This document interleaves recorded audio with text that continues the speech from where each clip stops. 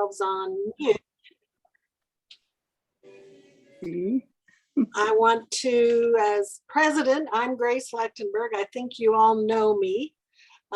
For those that don't, that's who I am speaking right now. And we had truly hoped, all the officers, that we could meet in person. We had our May meeting at the country club, had a fabulous turnout, and we were also excited to see each other and get to talk with each other. But with the numbers up, with the hospitals so full that if you do have a heart attack, go out of town kind of thing going on right now. So it's frightening, and we just felt for the safety of all of our members, we would continue in Zoom. So we want to thank today's speakers for making the adjustments and meeting with us on Zoom. And if anyone has any difficulty or issues, we can discuss those later, or if you think you're frozen and have to ask a quick question, we might help you at the moment.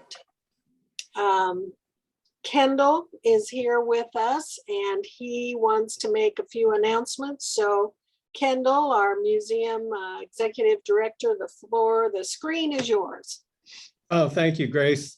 It's nice to see all of you, even if it's not in person. We really miss the in-person events. We have had two really successful outside events this summer. You might have come to one or both. In July, we had an outdoor movie night that was on the lawn with the Fowler House, and we partnered again with the Fowler House last Saturday for Art, Bark, and Brew.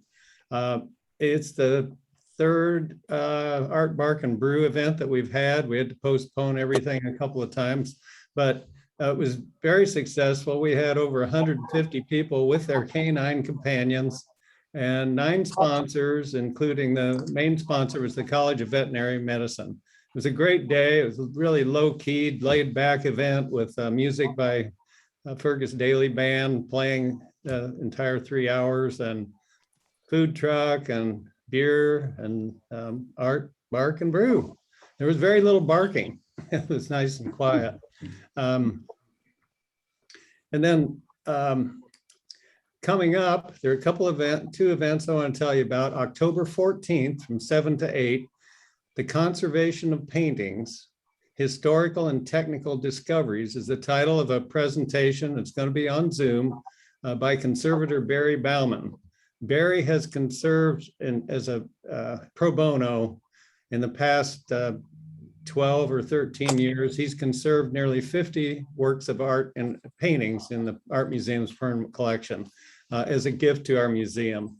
And we've had him here to speak a couple of times. You might have been here when he talked about the discovery of the fake Mary Todd Lincoln painting that was in the Illinois governor's mansion for years and years, and he was conserving it and found it was painted over another painting, and it wasn't really by the artist that they thought it was when they acquired it in the 1930s.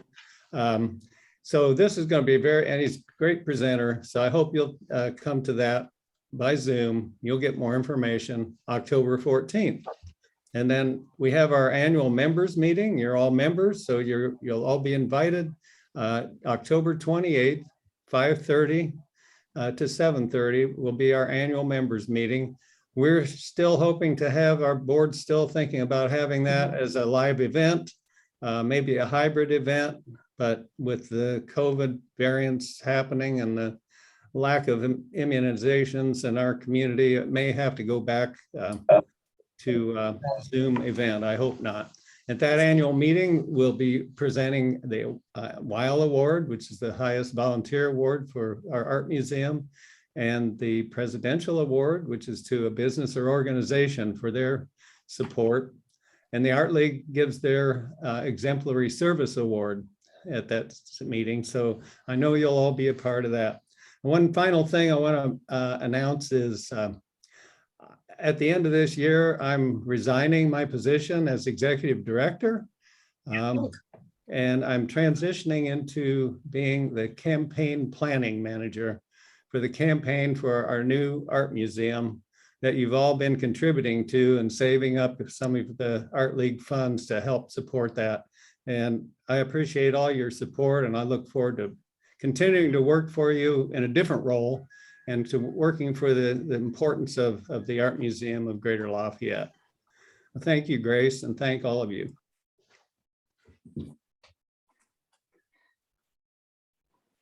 Thanks, Kendall.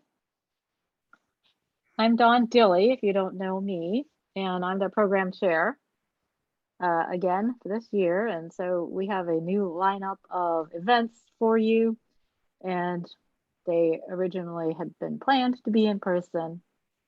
And so we have decided to go to Zoom at least through the end of November for our events. And so this one is on Zoom. And I thank you all for attending. It's great to see everyone. And we haven't seen you all over the summer. So I hope that you stick around, because after our presenters, we're going to do breakout rooms like we did last year.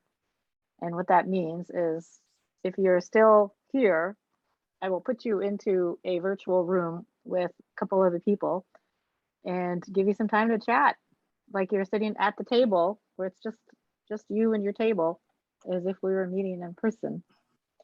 And you can talk for 3 or 4 minutes, and then we'll all come back. And if you want to do it again, we'll do it again. So I hope you stick around for that afterwards. So without further ado, I will introduce Andrea Klutzke. She's lived in the Tippecanoe County area for over 30 years. She has shown and exhibited her work in a variety of venues and galleries, as well as lectured on the processes of artistic achievement and the benefits of those accomplishments. In 2017, the Purdue University alumna earned her MFA with a concentration in material arts and a minor in art history.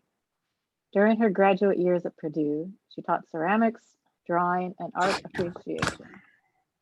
Prior to her university experience, she spent 10 years in the engineering field as a detailer and quality control specialist. She's excited to now be a small part of the big things the future holds for the Art Museum of Greater Lafayette. And so I will spotlight Andrea, and I have the option to ask questions throughout her presentation. And you can also write them in the chat, and then I will ask them whenever there's a good time. All right, so spotlight, and there you go, Andrea. Hi, everybody. So I have been asked to explain the process after an artwork leaves the artist's studio to the opening day of an exhibit. But in order to do that, I really should explain what the steps that lead up to this are, because if I didn't do that, I'd be depriving you of a lot of information. So let's start just a little bit farther back. And also I have added some images of artwork from the museum's collection. And at the end, whoever guesses correctly the number works that were included gets 100 bonus points. And those points are good for bragging rights. So, oh, and Lorie and Kendall cannot participate in that because they'll know too quickly.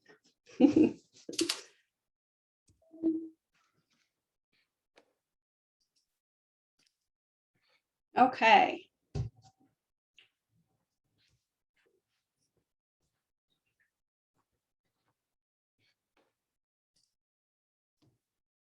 So there are many different types of exhibits.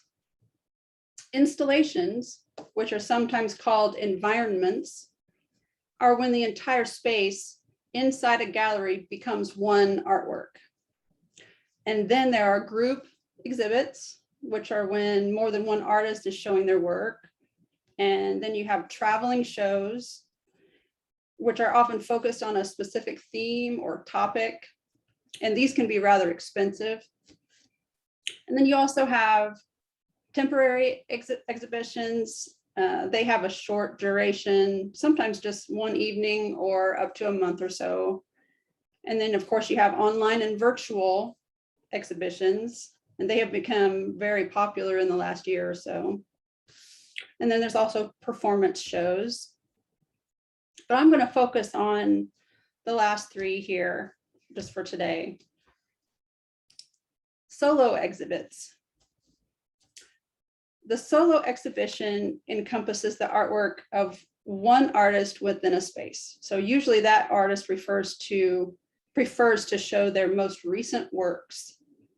The majority of the exhibits at the Art Museum of Greater Lafayette are solo exhibits.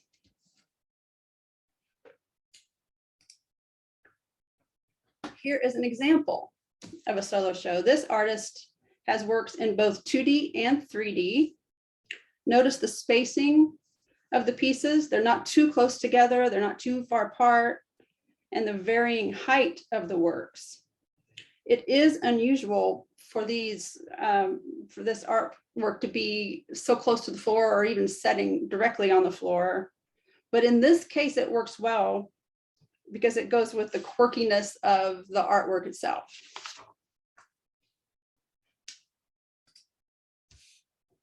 Here we have an example of a retrospective exhibit. Retrospective shows include the entire oeuvre of an artist's career.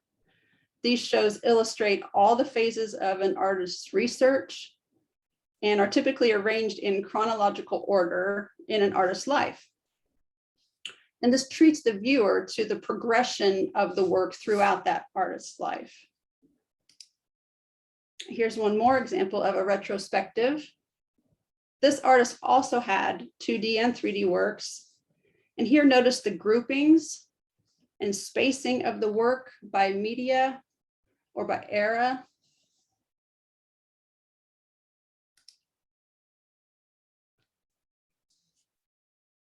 Okay, now we're getting to the fun stuff, interactive exhibitions. So interactive exhibitions are when the viewer actually has an effect on or becomes part of the art itself. For example, here we have three different family-oriented interactive shows. The top left image shows how an exhibit can completely envelop you and make you part of the work by placing color directly on you.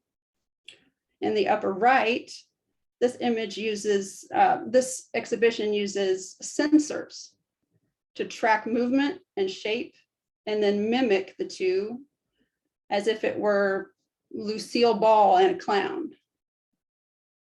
Anybody get that reference? Okay, never mind. Because I'm showing my age there a little bit. The third image in the center is also considered interactive because the viewer can change the work by physically moving the artwork, which then changes the overall display, which makes it interactive. Okay, last example of this. So this is an interactive exhibit by the wonderful Yayoi Kusama. It's titled Obliteration Room. This is an all-white, familiar domestic setting. And as guests enter the room, they are handed stickers, round dots in various sizes and bright colors. And they're asked to place them anywhere they want to in the room. Anywhere. So as time goes on, the guests place their dots anywhere they like, and in doing so, they change that space from stark white to a fun, colorful atmosphere. And as a result of this interaction, by the end of the exhibit, the space has gradually transformed into an unrecognizable blur of color. Okay, now it's time to get to work. So here are some of the basic curatorial steps. We have communicate with the artist, conceptualize the exhibit, consider your audience, which is very important, begin your layout design, choose the work, and then you've got your writing and labels, marketing, installing, and then your opening. And once you get to the opening, You can high five your team and celebrate.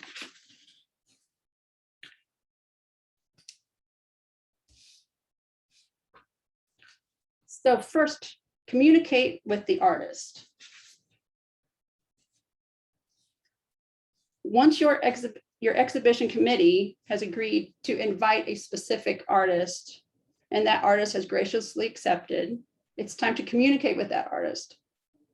And there are several main questions that you're going to need answered, such as when to have the show, coordinate the calendars. Are they interested in having an artist talk or a workshop, a catalog, opening, closing receptions? And if yes to any of those above, you have to solidify those dates. Don't forget to budget. Very important. From project fees to supplies to printing costs, things add up quickly. So be sure to budget. Next is conceptualize. So you think about the overall concept of your exhibit. Learn about the work and what it is that the artist is trying to convey. And as you do this, you can start to conceptualize the show and how you want it to look. When considering a younger audience, you can hang the works a bit lower and possibly include an activity space. Consider your audience.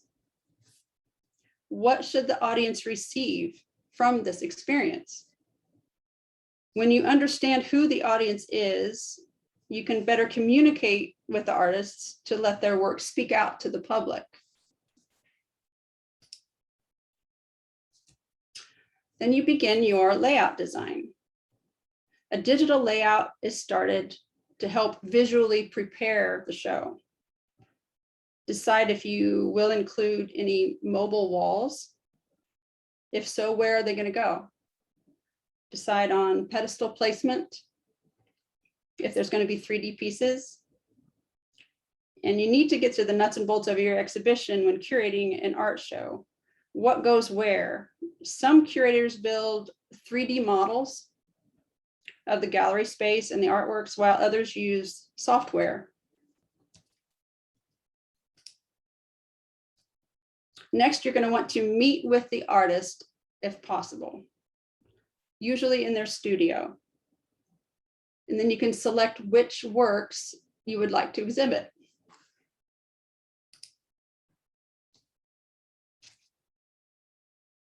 Writing and labels.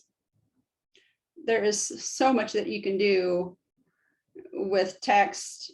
It's a bit overwhelming at times, but you really have to restrict yourself. So when you're deciding on what's going to go on the walls, you'll want to keep some things in mind.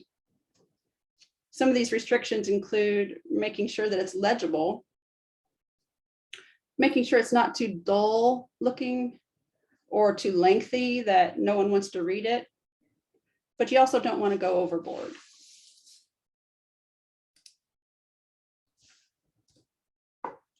So you'll want to consider different fonts, colors, sizes, and angles.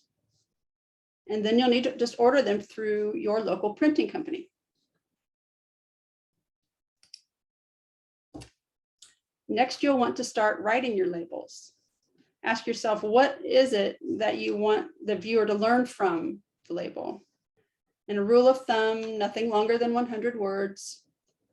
Make sure it is relevant and that it expands on the piece. You probably don't want to talk about the artist's favorite food here, so you just make sure it's relevant. Marketing.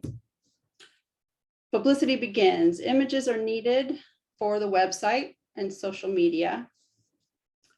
The copy or the text and images go to the marketing department. And in my case, the marketing department means Riel, who is our fabulous marketing manager.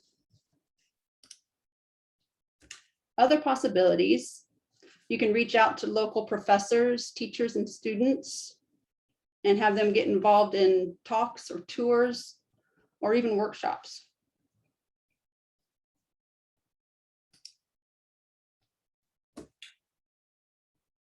Just a side note, to be sure to work with the museum staff to create a positive and productive environment for all involved. Try and make the experience as stress-free as possible by having everything planned out beforehand.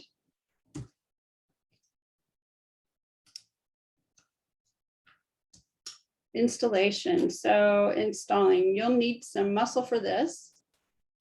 A couple of weeks before the opening, it will be time to do the on-site installation, which includes the construction, the moving, and painting of the walls.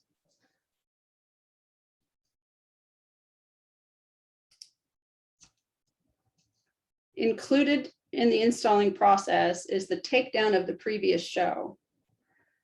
So you're going to want to prep and paint the walls, filling holes from the previous show. And this process can be fairly quick if you have helpers.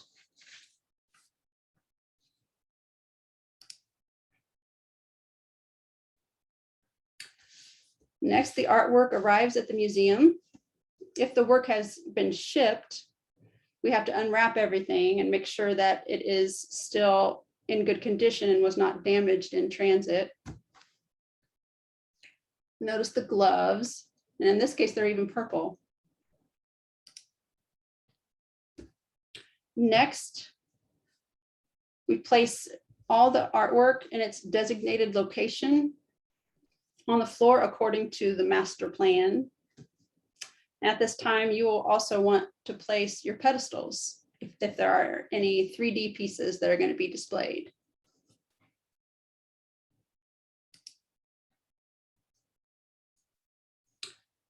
Then if all looks good and matches the design layout, it is time to hang the work, making sure that it is at the right height and is level.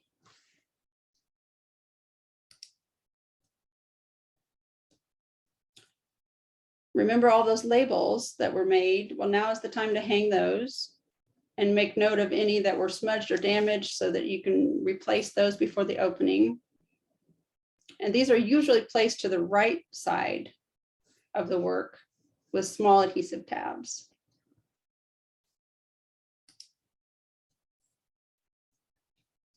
So it's time to hang the vinyl that you ordered and hang it in its planned location.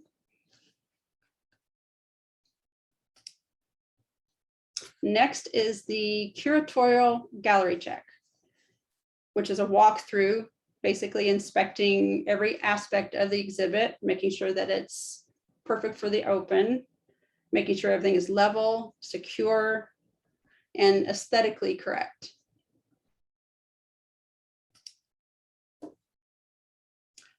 Then the gallery is photographed for documentation.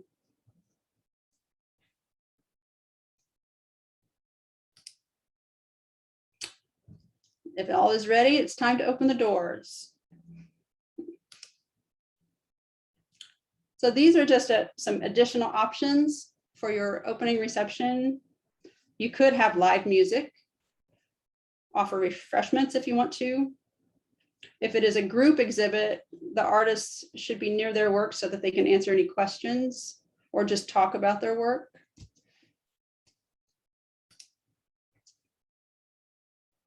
Okay, are there any questions from you?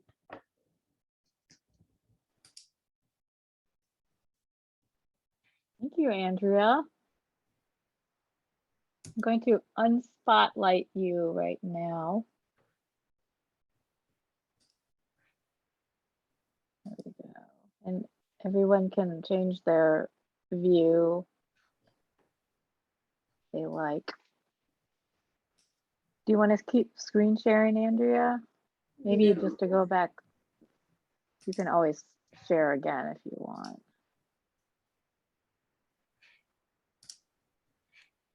About that. Great. Are there any questions?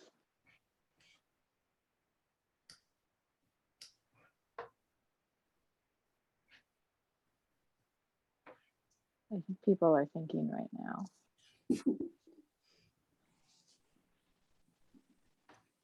That was very clear. Follow the steps and do it, right? It's good. Andrea, when you said conceptualize as the second step, Mhm. if you've not met the artist, what does that involve? Well, typically the artists that are chosen and invited to have a show here, they often have their own website that describes their work and what the meaning is behind their work. You can get to know a lot about an artist and through their website and their bios that they usually include on there. And once you start to know a little bit more about them, their background, the work that they're doing, then you can start to imagine, start to visualize what kind of show you want for them. So do you ever pick a theme and then search for an artist? Is that a conception you might follow? That is an option. So far, I mean, I haven't been here, I've been here less than a year, but so far we haven't done that, but Okay. it is an option, yes.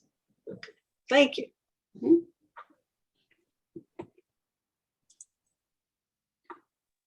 I think Peggy has a question, but she's on mute.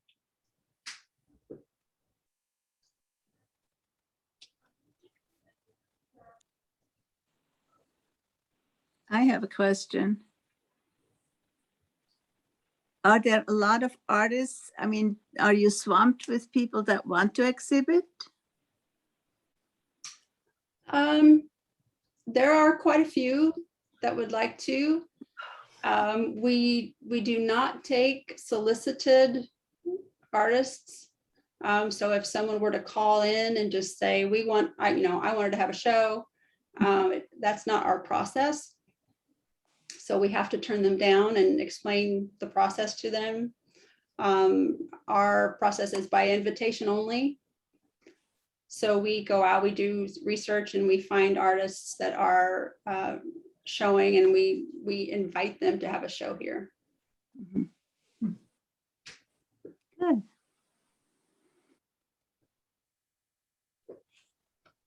How far in advance are you booking or looking for the shows? 2 years. 2 years. Mhm. How much input does the artist have as to how the exhibit is set up? I thought I'd been muted. Yes, good question. I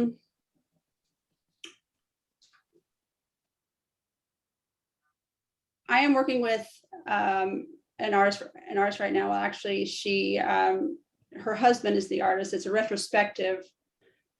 He passed away a couple of years ago, and she and I have been working together, deciding on which deciding on which pieces to have in the show, because he was such a prolific artist. Mhm. But as far as the layout and where the works are going to go, that is typically up to the curator. Okay.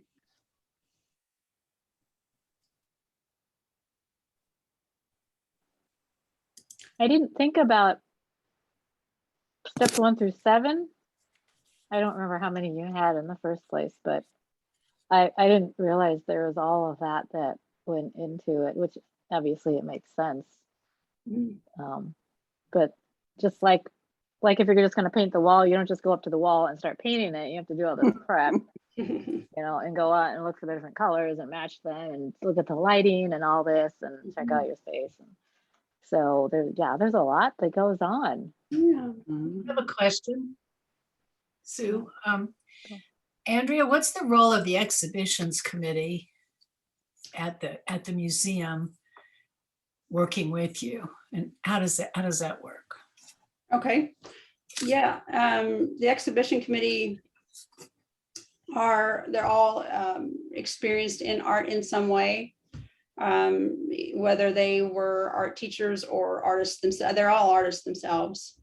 So they know they have a different strong artistic eye. And when we research and do the research for potential invitations of artists. Then we all vote on who we would like to have present for us. And then we also consider, because we have more than one gallery in the building, we also consider how cohesive the shows will be between the rooms as viewers go from one room to the next. For example, we don't like to have 3 shows of all landscaped oil paintings. We like to vary it up a little bit, maybe have one in a ceramic 3D room, and then another one would be maybe abstract paintings, and another one would be graphite pencil drawings, that kind of a thing. So.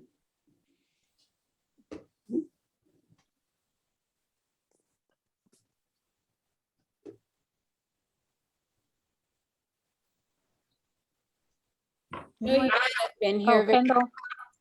Yeah, I'd just like to add some illustrative examples to what Andrea is talking about, the types of exhibitions we have upcoming. Currently, we have, the exhibition is The Power of Art, 110 years in the making, which is has works that were curated together by Lorie Amick.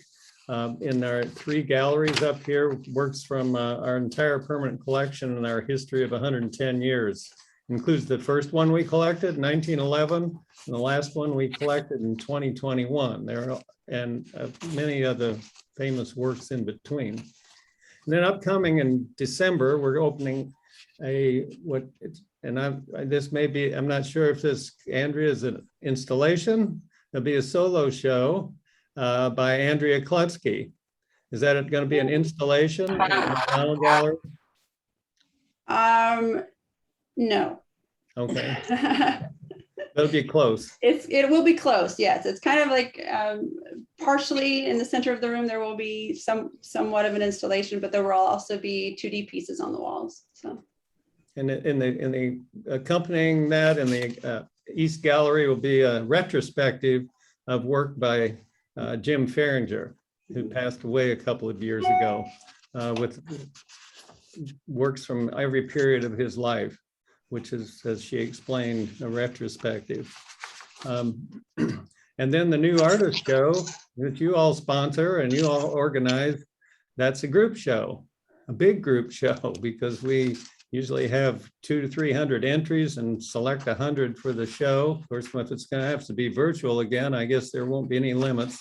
But hopefully that can be an installed exhibition and we can bring that back in live and bring the students in here, give their awards and those things. That's a group show. Opening in May is a solo show, a retrospective by Leo Neufeld, artist who lived in our community for a number of years in the 90s and moved away, lives in his studio and his homes in Albuquerque, New Mexico. You see Patty Truitt on there. Patty and Bob had him paint a portrait, which they purchased at the Heart of Art a couple of years ago. And they've actually visited him at his home and his studio where he finished that portrait. That'll be a wonderful retrospective of work that we've been working very hard on with the artist that's coming in May. And then there'll be a show by Rob Millard Mendez, which is a solo exhibit of an Indiana artist in the McDonald Gallery at that time. And then the last 2 shows of this year will be Constance Scopolidis, amazing artist using graphite and other media to do work. And Andrea and I have both met with her.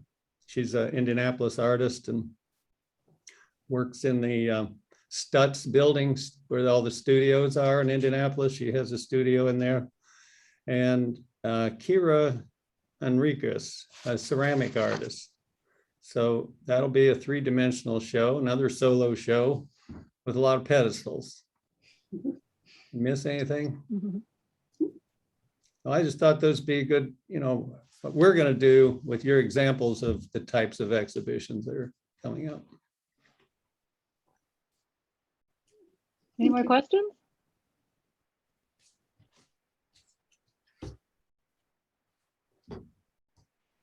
Okay, well, thank you so much, Andrea. That was excellent. Excellent, appreciate it. And moving on, unfortunately, Lorie Amick could not join us today. She had a last-minute engagement that she needed to attend to. But Oh, fortunately, we do have someone else in her place.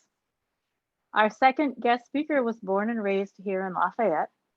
From a very early age, she was fascinated with art. She studied in Boston and at the Art Institute of Chicago. Her work has been accepted in the Hoosier Salon. Her work is in the permanent collections of Indiana State University Library, the Fort Wayne Museum of Art, and Purdue University. She will be sharing some information about her work and the current exhibition at the museum. Please welcome Miss Eleanor Brockenbrough. And let me spotlight you. Sorry, hold on. I have to get to you, Eleanor. I lost you on this large mass of people here. Where is your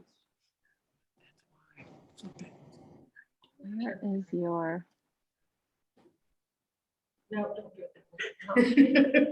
there? Oh, okay. Oh. All right. Oh, okay. Eleanor's got technical difficulties. How do There. we make it, how do we make it go the other way? Oh, right there, right there, that camera. There we go. All right. Hello, I'm so glad that I could join you today. And I'm here in the galleries and in the midst of the current exhibition that Kendall just mentioned. It's The Power of Art, 110 years in the making. All of the galleries are full with pieces from the permanent collection, and I'm here with a couple of my pieces from the permanent collection. Both of these are works that I created. I'm going to tell you just a little bit more about myself. As she mentioned, I was born here in Lafayette, March the 2nd, 1880. And I was born in what is currently where the Lafayette YWCA is. My family had a palatial mansion, and I was born there at 6th and Cincinnati Street. As you may know, women of my era had choices to make. And my choice was to become an artist. So therefore I never married, because once you married, you had to stay home and do what your husband wanted you to do. I was not that kind of woman at all. I toured Europe in 1907, myself and another young woman from Lafayette. In 1932, my mother and another young woman and I drove from Lafayette to Chicago to the Art Institute. And you think about 1932 driving from here to Chicago, there are people that won't do it today with the interstates, let alone then. So I was a brave woman. I took on some challenges. And I needed to do that in order to pursue the art that I loved. These paintings, both of these, were painted when I was in Rochester, Massachusetts. I attended some workshops there on numerous occasions, and some of my best work came from those visits to the East Coast. As a matter of fact, I entered numerous pieces in the Hoosier Salon. I was included in the Hoosier Salon from 1935 through 1925 through 1931. And these pieces were from that era of work that I did there. Also during that time, I won some awards. The Fort Wayne Museum of Art had an exhibition. And my piece that was an award winner there was purchased and is in their collection even today. So I still have plenty of work that's around even 100 years later. Unfortunately, I only lived to be 100. Sorry, I didn't live to be that. I only lived to be 58 years old. And if you would like to visit me today, you can find me out on 2025 there at the cemetery. I'm buried there along with my family. My father was Brown Brockenbrough. I'm sure you've all heard of Brown. He was quite influential, and his influence and his financial success had a large part to play with my ability to not get married and to pursue a career as an artist. At that turn of the century, a lot of young women chose to do what I did. And as you may be familiar with, our founder here, Lorie Ann Fry, she also chose not to marry because she wanted to pursue a career in art.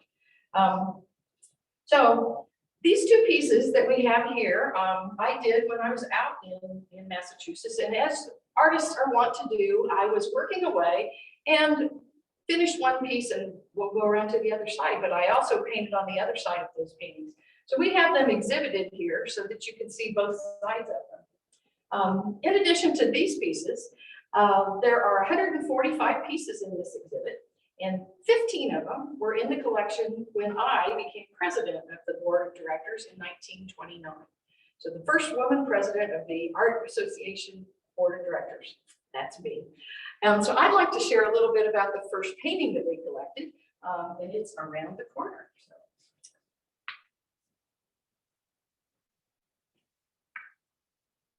This painting by F. Louis Mora is The Cruise of the Aleida. And as most of you already know, it was the first piece that we purchased. Purchased it in 1911. So that's our 110 years in the making. We've owned this painting in our community for 110 years. It was purchased directly from the artist, Mr. Mora. And as you might know, the turn of the century again became a time when people started really worrying about culture and sophistication, and Lafayette was no exception. And so there was a tour of art that started in Richmond and toured through the state of Indiana. And this painting was purchased out of the third annual tour that came through Indiana. And so we purchased it from him. He listed it in the tour book for $2,000. We offered him $500. He countered with an offer of $600, which was accepted. Now, bear in mind, the Art Association at that time had 300 members, and membership was $1 a year. So do the math. That's 2 years worth of membership. When we made the offer, we did not have that much money in the bank, so to speak.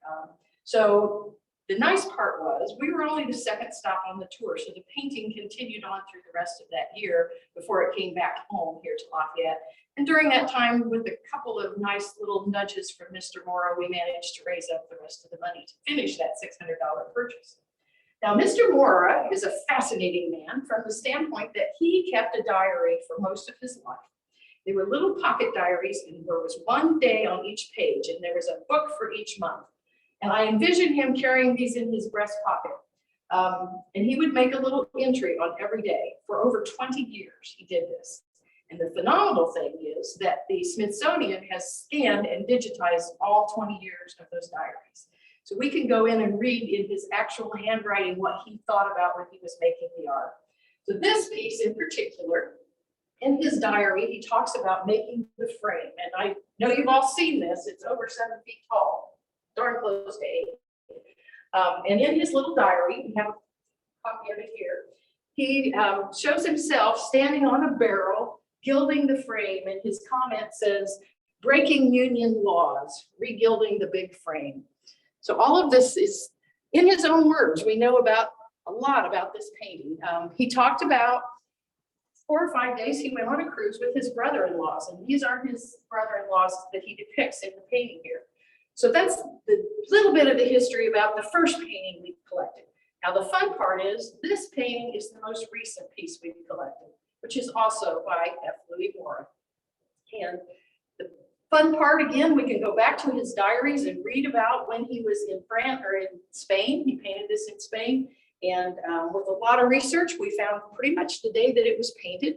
And in it, he refers to the market and how all of the deep blacks in the market really made the colors pop as he was painting. And so it's very clear when you look at his words, we can see what he was doing when he painted this piece. So we've got F. Louis Mora bookends in our 110 years. Now the backside of these paintings over here, I talked to you a little bit about. And the reason they're turned sideways is because I wasn't paying attention when I flipped them over. I wasn't really worried about that. I was worried about the process of painting.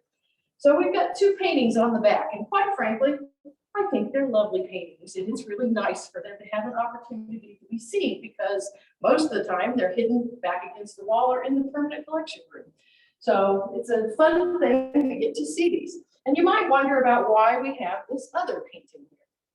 Well, this painting was painted by, William Forsythe, and it was given to us in the condition that you see it in. It was framed with the back of it already covered, and it was a gift from Bob and Ellie Kahn. And recently, this lady, Lorie Amick, that loves to dig around in newspapers, found a newspaper article that was written by Lucille Morehouse. And if the name Morehouse sounds familiar, she's from the Morehouse in Lafayette. She was born on Morehouse Road, not too far from where Lorie Amick actually lives now. And Lucille also chose to never marry and have a career. And she was the arts editor for the Indianapolis Star for about 30 years. And she passed away, I believe, in the 50s. But she wrote a wonderful article in about 1935. William Forsythe had passed away, and they were having a sale in his studio. And in this article that she wrote about, she talked about all the different paintings that were for sale. And one of them she describes, and we have it written out here, but she describes it as an 11.5 by 19-inch painting. And it has a rambling path that leads to a black back lot, past sheds and outbuildings to a boat landing where 2 rowboats are moored. Well, she's describing what I think is our painting. It's very, very similar. The size match, the subject matter matches, the 2 boats match.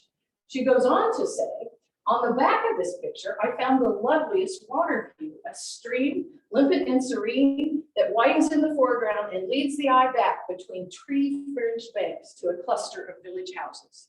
So now comes the mystery. Is this our painting that has this painting on the back or not? So we're going to have a reveal event sometime in November, the 18th, I believe is the date, where we're all going to find out together. Is this the painting that Lucille Morehouse talked about? Do we have a little bonus like these 2 paintings that I provided to the collection, and have another painting on the back of it? So it's a great opportunity for us all to find out together. Let's go around and show the painting. We'll walk around and see the painting again.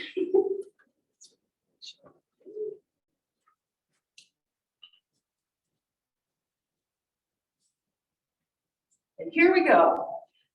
I say this is our painting. We've got our 2 boats, we've got the pathway, we've got the silhouetted building, but we'll all find out together when we crack open the back. So does anybody have any questions for Eleanor? Are they there?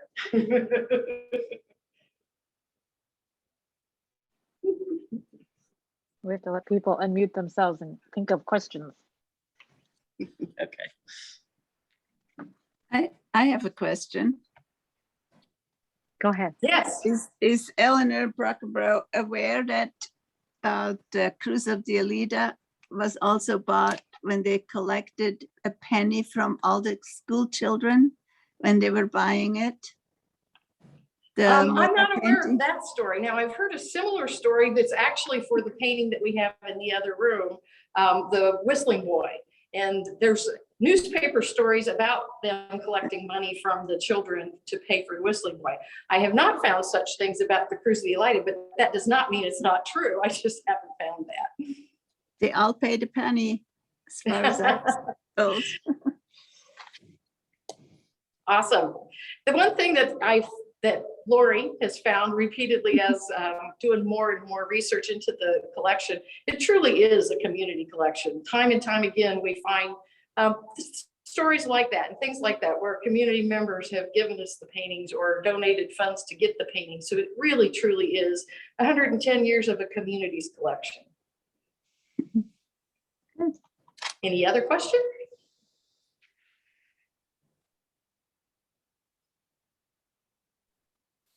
Did you have your outfit personally custom made? Yes, I did. I have a cousin who's a fabulous seamstress, so she made the dress and I made the hat. And it is ridiculously large. However, in doing research, it's not as big as some of them that they were wearing at the time. So yeah, this is just something I wouldn't really want to wear every day because I keep running into door frames. Oh, yes, you're gonna see the back. Ooh. Yeah. And Lorie just needs an excuse to dress up. So, you know, I found one. Fun. Well, I hope you guys have all had a chance to see this exhibition. And if you haven't, please make time to come in and look at it. I think there's enough information here to come more than once. Come through one time and look at the art, come through another time and read all of the wall text. I think you'll find some things out about our collection. The other thing, I know COVID is a scary thing. I know how I'm really restricting what I do, but mostly it's pretty low traffic here. And so it's a really pretty safe place to come. This afternoon, I think we've only had 2 visitors come through here. So it's a great opportunity to get out of the house and feel pretty safe and come look at some art. Yeah. Thank any you, other- Eleanor. Thank you, Lorie. You're welcome. Thank you. So I removed the spotlight for Lorie so everyone can go back to their gallery view viewing if they would like. Grace, did you have something you wanted to say? Yes, I was just going to add a few comments while Dawn is putting us together in our little breakout rooms. That's a lot of fun. And we hope that you'll stay around and visit with your friends, make new friends if you're meeting someone new, and you will automatically then come back to the big group. I wanted to remind everyone or inform you that our next meeting is October 12th, and we'll be hearing from calligraphy with and through the Purdue Asian Cultural Center. That will again be a Zoom meeting. I think it'll be very interesting, so we hope you can join us again on that day. We thank you for being here. We have, as Dawn said, we're planning to hold all of our meetings through November through Zoom. The executive board has met and we have decided that we will not try to have the holiday tea this year. We had a date reserved. We had a committee that was ready to get going, but with the numbers just getting growing, we decided rather than to spend time planning an event we couldn't have, we are not going to have the holiday tea again this year. However, there is going to be bling on that Friday and that Saturday, December 3rd, December 4th. Sue Carr, Esther Chosnick, Kitty, Brooke are all chairing that committee, and they are working on a schedule to go through the bling that you're donating and clean it up and organize it by color and design into groups. And then they're going to put together a schedule so that we don't have overcrowding, too many people going through at one time. So just watch for all of that information. While I'm talking about volunteers, there are plenty of opportunities for you to help us help the museum through volunteering. And one of those is by helping us plan and host the opening receptions for the artwork that the curator puts into the rooms. So you'll be finding information coming through to you on emails about those times. We are hoping to have our spring event, the fashion show, and we will need some committees for that.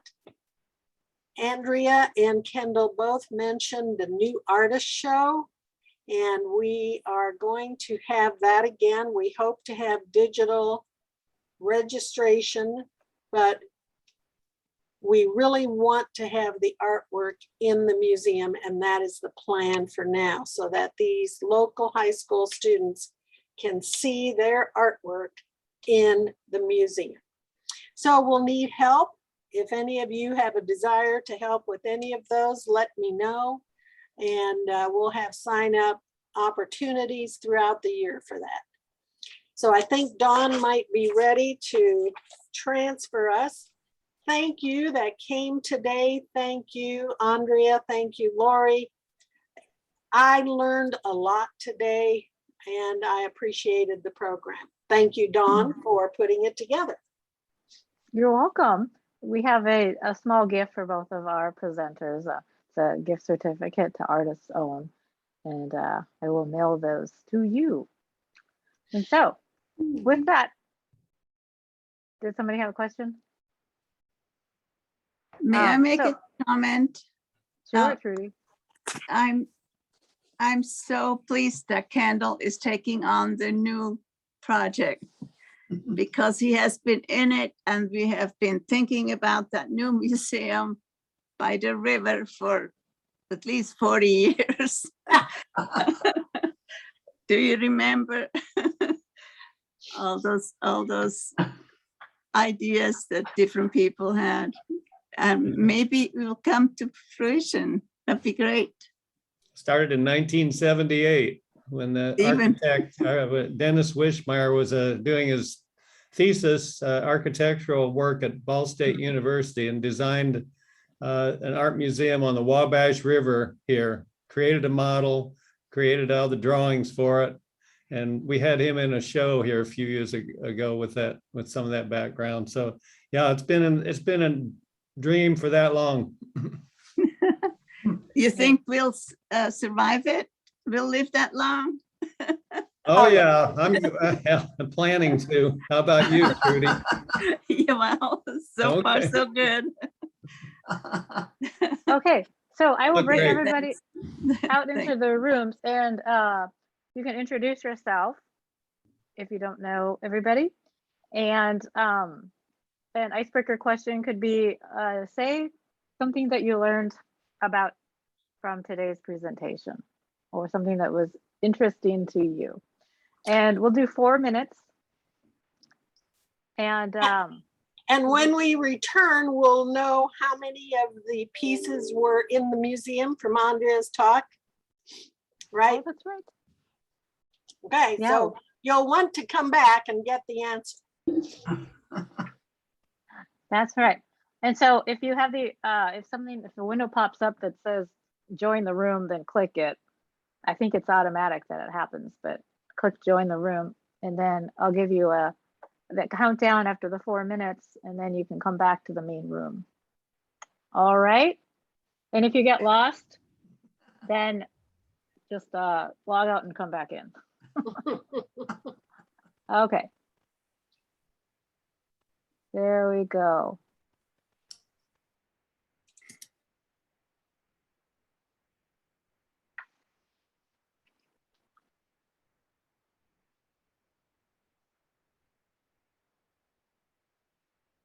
Gonna set my timer for 4 minutes.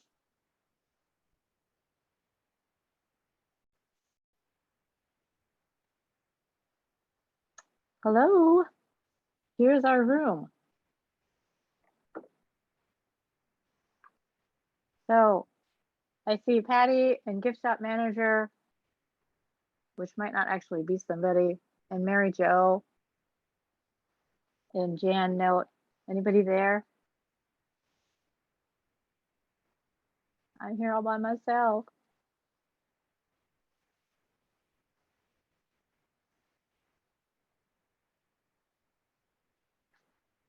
Hello?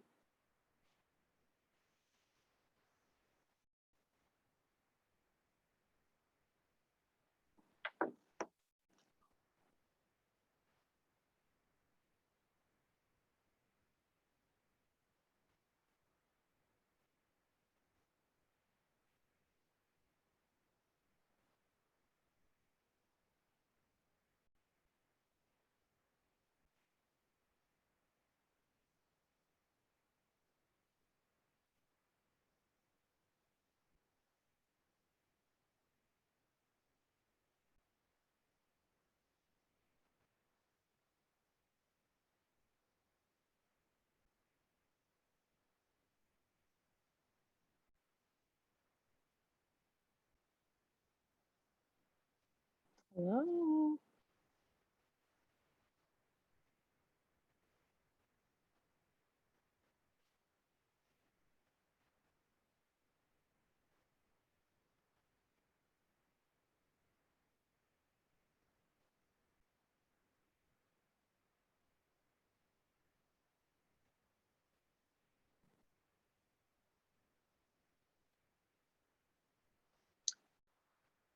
Oh.